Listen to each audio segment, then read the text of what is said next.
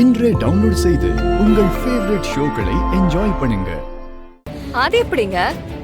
உலகத்துல கட்டின பொண்டாட்டி மேல ஒரு தப்பு வந்துச்சுன்னா அவ அதை செஞ்சிருக்க மாட்டான்னு அவளுக்காக போராடுற புருஷனை பாத்திருக்கேன். ஆனா நீங்க இவ தான் செஞ்சிருப்பான்னு இப்படி ப்ளேம் பண்றீங்க. இதெல்லாம் ஹஸ்பண்ட் அண்ட் ஒய்ஃப் ரிலேஷன்ஷிப்புக்கு அழகா? ஓகே ஓகே புரியுது. ஒரு முக்கியமான எவிடன்ஸ் நான் ஒண்ணு வச்சிருக்கேன். அதை பார்த்துட்டு நீங்க என்ன திட்டுறதை கண்டினியூ பண்ணுங்க.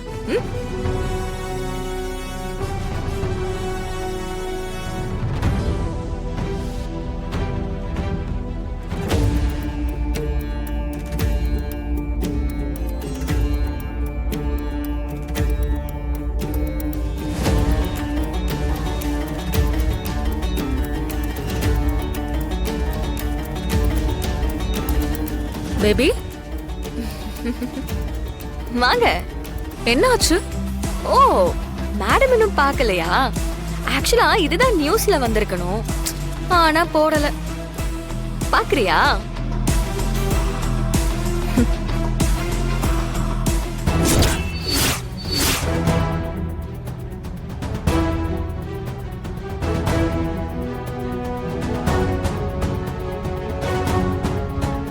இது எனக்கு ஜனாமா கிட்ட சொல்றதுக்கு எவ்வளவு நேரம் ஆகும்?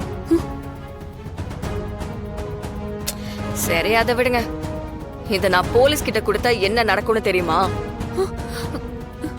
சிபி சார், இவ லட்சணத்தை அன்னைக்கே நான் கல்யாணத்துல ரொம்ப தெளிவா சொன்னேன்.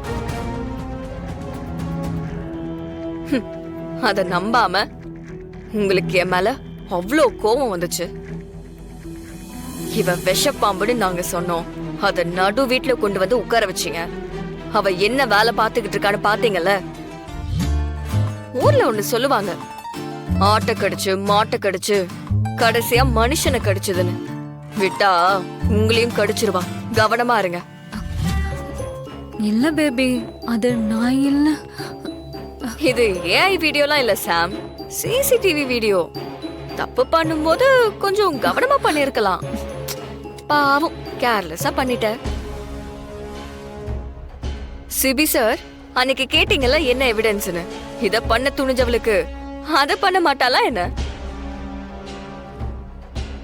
இதுக்கு மேலேயும் சம்யுக்தாவை நம்பிக்கிட்டு இருந்தீங்கன்னா உங்களை விட பெரிய முட்டாள் யாருமே கிடையாது. இப்ப கூட நான் இது ஜனாமா கிட்ட இருந்து ஏன் மறைக்கிறேன்னு தெரியுமா? நீங்க திட்டு வாங்க கூடாதுன்னு தான். ஹஸ்பண்ட் அண்ட் ஒய்ஃப் ரிலேஷன்ஷிப்குள்ள புருஷனுக்கு ஒரு பிரச்சனை வந்துச்சுன்னா பொண்டாட்டி தானே முன்னாடி நின்று சரி பண்ணணும். அதுக்காக மட்டும்தான் இத நீங்க சரி பண்ணுங்க. இல்லனா நான் சரி பண்ண வேண்டியதாகும். அப்போ என்னால இவ்ளோ பொறுமையால ஹேண்டில் பண்ண முடியாது. ஓகே? பாத்தீங்களா, உங்க புள்ள எனக்கு கட்டின தாலி. நான் இந்த வீட்டு மருமகள் ஆயிட்டேன் மாமா. இந்த தாலிதான் நம்ம குடும்பத்தை ஒன்னா சேர்த்து வைக்கும். ஆனா உங்க பையன் என் மேல சரியான கோவத்துல இருக்காரு. நானும் என்னென்னமோ பண்ணி பாக்குறேன், கோவம் மட்டும் குறையவே மாட்டேங்குது. நாளுக்கு நாள் அவருக்கு என் மேல வெறுப்பு தான் ஜாஸ்தி ஆகிட்டே இருக்கு. ஜனாமா மட்டும் இல்லனா இந்த வீட்டுல நான் தனியா இருக்கிற மாதிரி இருக்குமாமா. ஜனாமாவுக்கு அப்புறம் நீங்க என் கூட எப்பவுமே இருக்கணுமாமா. இருப்பீங்கல்ல? நீங்க இருப்பீங்க. உங்க தங்கச்சி மேல நீங்க எவ்வளவு பாசமா இருந்தீங்க. நீங்க எப்படிலாம் அவங்கள வளர்த்தீங்கன்னு அம்மா என்கிட்ட நிறைய தடவை சொல்லிருக்காங்க. அப்படி இருக்கும்போது உங்க தங்கச்சி பொண்ணுன்னா என் மேல இருக்காதா? உங்களோட அன்பும் ஆதரவும் எனக்கு எப்பவுமே வேணுமாமா. அதுதான் எனக்கு ஒரு பெரிய பலம். நீங்க ஒன்னும் கவலைப்படாதீங்க. சீக்கிரமே நீங்க எழுந்து நடக்க ஆரம்பிச்சிருவீங்க. எல்லார்கிட்டயும் பேச ஆரம்பிச்சிருவீங்க. நீங்க பேசுனீங்கன்னா முதல் வேலையா உங்க புள்ள கிட்ட போய், என் மருமகளுக்கு என்னடா குறை, எதுக்கு நான் ஒதுக்கி வைக்கிறேன்னு நீங்க கேட்கணும். எனக்கு நல்லா தெரியும். நான் சொல்றது கண்டிப்பா உங்களுக்கு கேட்கும். ஏய், இங்க என்ன பண்ற?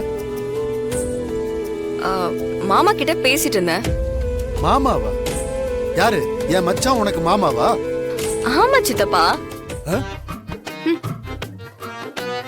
நான் இந்த வீட்டோட மருமகனா, அவரு மாமா, நீங்க எனக்கு சித்தப்பா தானே? ஏய், நிறுத்து. சித்தப்பாவா? என்ன உரிமை கொண்டாடுறியா? இந்த கல்யாணத்தையே நாங்க ஏத்துக்கல, பெருசா உரிமை கொண்டாடுற? நீங்க ஏத்துக்கோங்க, ஏத்துக்காம போங்க. ஆனா இந்த தாலி என் கழுத்துல இருக்கிற வரைக்கும் நீங்க தான் என் உறவுங்கிறத மாத்த முடியாதுல.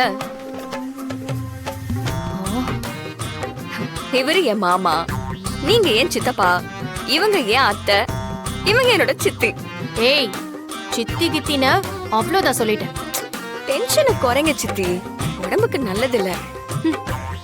இங்க பாருங்க, அத்தை அத்தைன்னு சொல்றேன். என் அத்தை என்ன ஏதாச்சும் சொல்றாங்களா? அவங்கள மாதிரி வாழ பாருங்க சித்தி.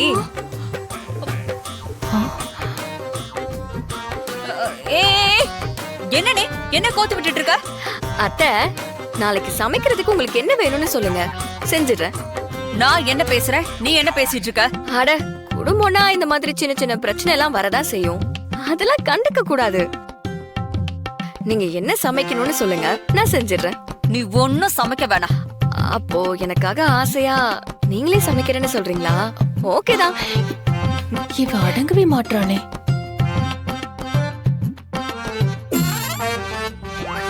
ஏய், மாமா, நான் நாளைக்கு வந்து பாக்குறேன். Good night. சித்தி, கொஞ்சம் வழி விடுங்க. மீனா, இந்த ரூம் பூட்டி வைன்னு எத்தனை தடவை சொல்றேன்? அவ எதுக்காக மச்சா ரூமுக்கு வரா? விடுங்கண்ணே, அவ வந்தா இப்ப என்ன? அவளை வர வேண்டான்னு சொன்னா அத்தை என்னதானே திட்டுவாங்க.